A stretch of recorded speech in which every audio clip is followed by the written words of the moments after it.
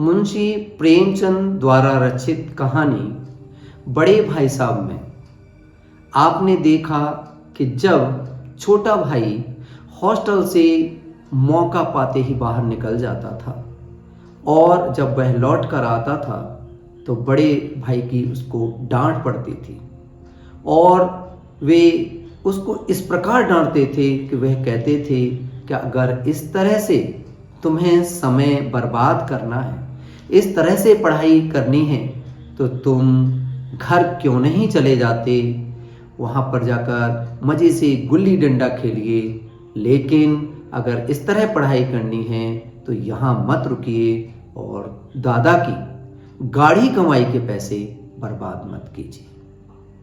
ये आपने सारी बातें पहले भाग में देखी। आज हम दूसरा भाग यहां से प्रारंभ कर रहे हैं। सालाना इम्तिहान हुआ अर्थात एनुअल एग्जामिनेशन। बड़े भाई साहब फेल हो गए और छोटा भाई पास हो गया। पास ही नहीं हुआ, दर्जे में अव्वल आया। जब अव्वल वह खेलते कूदते आ गया तो उसको थोड़ा सा अपने ऊपर अभिमान हुआ, उसके आत्मसम्मान में वृद्धि हुई और उसके दिमाग में एक खोटा विचार आया। सोचा कि बड़े भाई साहब को आड़े हाथों लो, लेकिन बड़े भाई साहब बहुत दुखी थे, उदास थे, इसलिए उनको और दुखी करना, उनके जले पर नमक छिड़कने का जो विचार जो आया था, जो खोटा विचार मन में आया, छोटे भाई के मन में जो आया, उसने उसे त्याग दिया। भाई साहब का रौब मुझ पर कम हो गया और मैं आज़ादी से खेल कूद में शरीक होने लगा और यह सोचने लगा कि अगली बार यदि बड़े भाई साहब ने मेरी फजीयत की तो कह दूंगा कि आपने खून जलाकर कौन सा तीर मार लिया। ये सारी बातें मैं मुंह से जवान से तो नहीं बोल सकता था, लेकिन मेरे व्यवहार से सब कुछ झलकता था। बड़े भाई साहब की बुद्धि बहुत तीव्र थी, उन्होंने इसको भांप लिया। वे समझ गए थे कि मेरा खेलने कूदने का जो समय है उसमें बढ़ोतरी हो गई है। फिर क्या था, एक दिन मैं सुबह का पूरा समय गुल्ली डंडे की भेंट चढ़ा करके जब घर लौटा तो बड़े भाई साहब ने तलवार खींच ली। वे मुझ पर टूट पड़े और बोले कि एक क्लास में पास हो गए हो तो तुम्हें दिमाग हो गया है, तुम्हें घमंड हो गया है। भाईजान, घमंड तो बड़े बड़ों का नहीं रहा। आपने इतिहास में रावण का हाल तो पढ़ा ही होगा। तुमने उनके चरित्र से कौन सा उपदेश लिया? चक्रवर्ती राजा थे रावण, लेकिन उनका अंत किस प्रकार हुआ ये आपको पता है? कोई चुल्लू भर पानी देने लायक नहीं रहा। तो मैं तो कहता हूं आदमी कुछ भी करे लेकिन अभिमान ना करे। अभिमान किया तो वे दीन दुनिया से गया। तुमने तो अभी एक क्लास पास की है तो तुम्हें दिमाग हो गया है।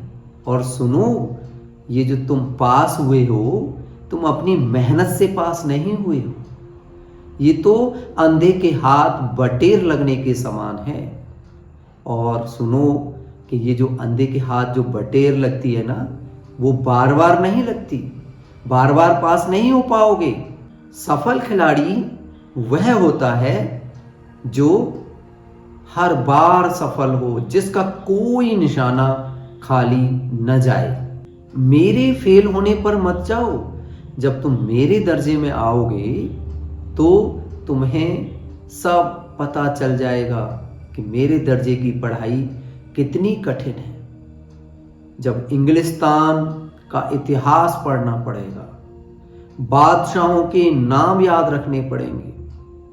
कितने हेनरी हुए हैं, 8 हेनरी हुए हैं, जेम्स हुए हैं दर्जनों, विलियम्स हुए हैं और चार्ल्स कौड़ियों, कौड़ियों अर्थात 24 से भी ज्यादा। अब उनसे पूछिए कि उनको नाम भी नहीं सूझते थे, एक ही नाम के आगे दोयम सोयम लगाते रहते थे। मुझसे पूछते तो मैं लाखों नाम बता देता। और ज्योमेट्री की तो बस पूछो ही मत, आबा सा की जगह आ सा बा लिख दिया तो सारे नंबर गायब। अब इन मुमतहनों अर्थात अध्यापकों से पूछो कि दाल रोटी भात खाया या भात रोटी दाल खाया, इसमें क्या अंतर है।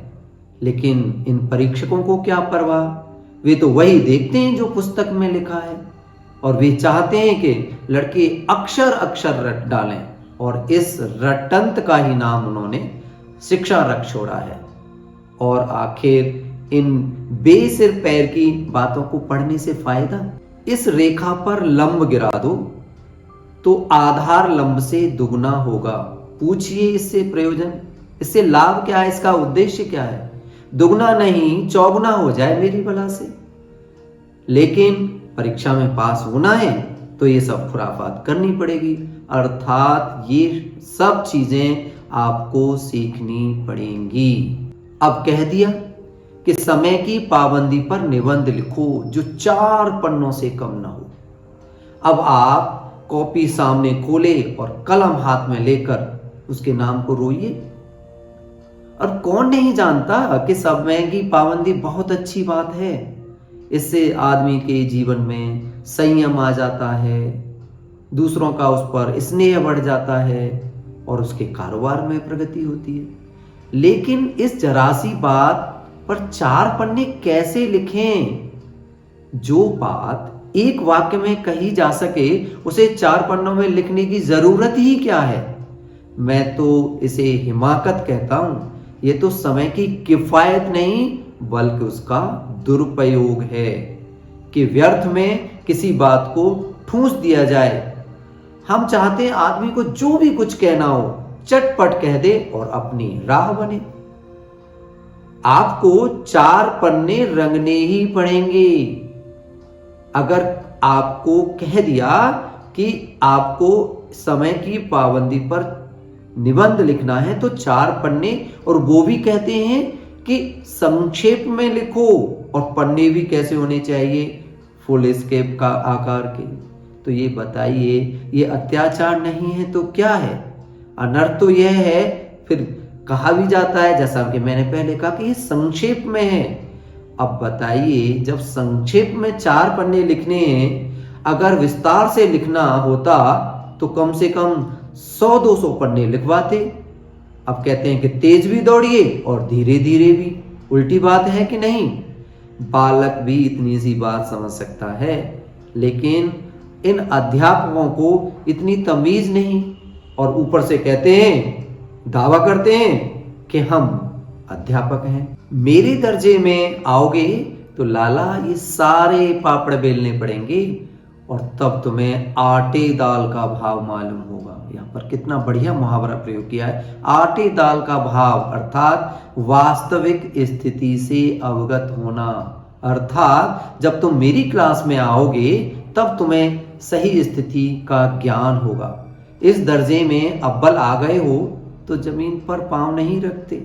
इसलिए मेरा कहना मानिए, लाख फेल हो गया हूं, बड़े भाई कह रहे हैं, लाख फेल हो गया हूं, लेकिन मैं तुमसे बड़ा हूं और इस संसार का मुझे तुमसे कहीं ज्यादा अनुभव है। जो कुछ कहता हूं उसको गिरह बांधिए, अपने मस्तिष्क में रखिए, नहीं तो पछताइएगा। स्कूल का समय निकट था, नहीं जाने ये उपदेश माला कब समाप्त होती।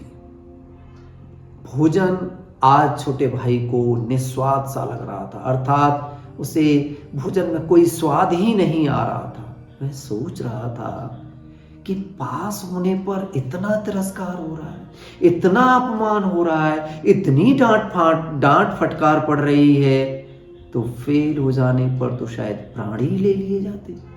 भाई साहब ने जो अपने दर्जे की पढ़ाई का जो भयंकर चित्र खींचा, उससे छोटे भाई ने को भयभीत कर दिया। छोटा भाई स्कूल छोड़कर घर नहीं भागा, ये ताज्जुब की बात थी। लेकिन इतने तिरस्कार पर भी, इतने डांट फटकार पर भी छोटे भाई की पुस्तकों में ज्यों की त्यों अरुचि बनी रही, कोई इंटरेस्ट नहीं जगा और वे खेल कूद का कोई भी जो अवसर आता उसे हाथ से जाने ही नहीं देता। पढ़ता भी लेकिन बहुत कम, इतना पढ़ता कि रोजाना का टास्क पूरा हो जाए और क्लास में जलील न होना पड़े, अर्थात किसी के सामने बेइज्जती न हो, शर्मिंदा ना होना पड़े। अपने ऊपर जो उसको पास होने पर जो आत्मसम्मान में जो वृद्धि हुई थी, जो आत्मविश्वास उसका बढ़ा था, लेकिन बड़े भाई साहब की डांट फटकार के कारण वे सारा का सारा आत्मसम्मान लुप्त हो गया और फिर उसका जीवन चोरों का सा कटने लगा। अगली परीक्षा में क्या बड़ा भाई अव्वल आएगा? क्या वह छोटे भाई को अपने पास होने के कारण नसीहत दे पाएगा? क्या छोटा भाई उसके बड़े भाई के पास होने पर अपना मन पढ़ाई में लगाएगा? इन सभी प्रश्नों के उत्तर आपको तीसरे भाग में मिलेंगे। तो यहाँ पर हम प्रेमचंद जी द्वारा रचित कहानी बड़े भाई साहब का दूसरा भाग यहीं समाप्त करते हैं। आपका बहुत बहुत धन्यवाद।